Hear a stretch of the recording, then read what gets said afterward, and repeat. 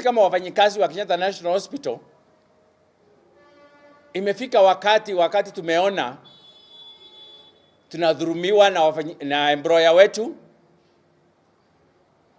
Kwa Anjiri kuna advisory ilipotoka kwa SCASCAC, that is State Corporations Advisory Committee, mwaka wa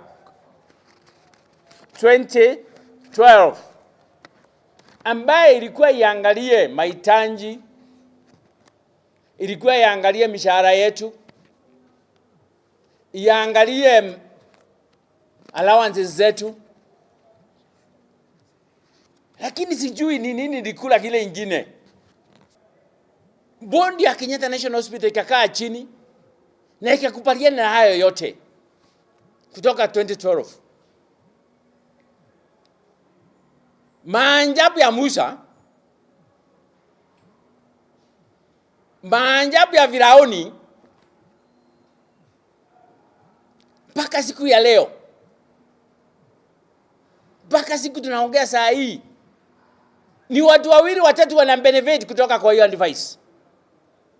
Walijiongeza mshahara yao, wakajiongeza allowance zao.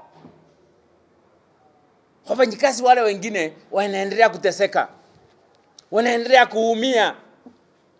Kuna uwezekano kutoka saa hii tukikubaliana, tuko tayari kufanya kazi kesho, lakini hatutafanya kazi kesho kama hatujasikizana na tulipwe na haki yetu ifanyike.